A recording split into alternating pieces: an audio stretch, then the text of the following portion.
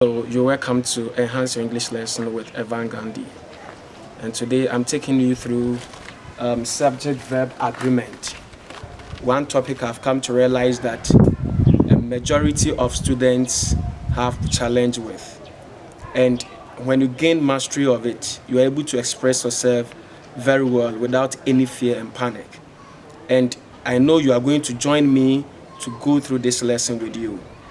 And I'm going to start with you by introducing you to determinants and then head nouns. Determinants and head nouns. And when you're able to understand it very well, you'll go places as we will go through the various rules of the subject-verb agreement. Determinants and head nouns. And under determinants, we have so many types of determinants in the English language. And we'll start with the articles. And under articles, we have indefinite article and then definite article. Indefinite article and definite article. And what we talk about or say about the indefinite article is this, that it always goes with singular head nouns. It always goes with the singular head nouns. And these indefinite articles are and then an. And an. And we have a few examples here, and we have a boy, not a boys. Not a boys. In English, we don't say a boys. If you say that, then it means we've gone off track. So we say a boy. A boy is coming. A boy is coming. And we also have a girl. And as I said earlier, we don't say a girls. A girl is going home. A girl is going home. And when it comes to an too, we have an item, and then an animal. So you can see that for indefinite articles, they go with singular head nouns, not plural ones. So there is no way you should use any of these articles with plural head nouns. And that is one thing that you should take notice of.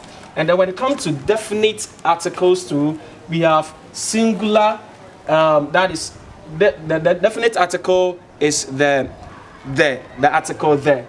And it takes singular head nouns and the plural head nouns. And for that article, we can say the boy, that is for singular head nouns. The boy, the girl, the item, the animal. If you say the boy, then it means you are being definite, you are being specific. Unlike the indefinite article where you are not specific. For this one, you are being specific. So we say the boy, you know the very person you are talking about. The girl, the item, the animal. So it goes with singular head nouns. And then when we come to the plural forms too, we can say the boys, the girls, the items. The boys are playing football. The girls are cooking in their house. And that is what you can also say. The items are there. So these are articles which we must know them. And then as we are done with articles, we are moving on to another type of determinant. So this is also another type of determinants, demonstrative determinants, and it is more or less like the ones for adjective, demonstrative determinants, and these are the words for demonstrative determinants. They are this, that, these, and those. This, that, these, and those, and they can be grouped into two parts, singular ones and the plural ones. So this and that are considered as the singular determinants or singular demonstrative determinants, whereas these and those are the plural demonstrative determinants. So these are some examples we can also consider here. And we have this book. So this goes with a singular head noun. So there is no way you should ever say these books. Sometimes you hear people say that when they are speaking, So it is this book, this book, this pen, that book, that book, that boy. So when you talk about this book, then it means that the book you are talking about is with you, or you are close to that book. You are close to the very book you are talking about. And that is used for something which is a bit distant away from you, or far away from you, which you are pointing at. That book, that book. So this and that go with singular head nouns, singular head nouns, and you should take notice of that. And when we come to the plural forms too, we have these books, these books, these pens, these pens, those books, those books, those boys. So these books, and take notice about the pronunciations too. These, this, these books, these books. These books are mine. These books are sold. These pens are sold. These pens are sold. And then we also have those books, those books, those boys. So as we said about this and that, these is the plural form of this, whereas those is the plural form of that. So these are what we regard as demonstrative determinants. Demonstrative determinants.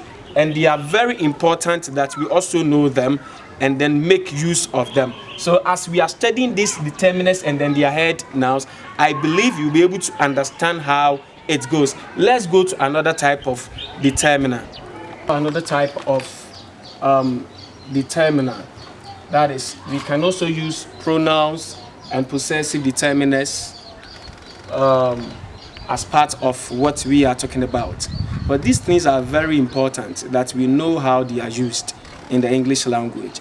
So we have pronouns or possessive determinants like mine, your, his, her, its, our, their. These are possessive determinants. Possessive determinants. And these determinants accept both singular and then plural head nouns. These determinants accept both singular and plural head nouns. And we have a few ones here. That is the ones I just mentioned. Mine, your, his, her, its, our, their. We can have my book or my books. My book or my books. Your book or your books.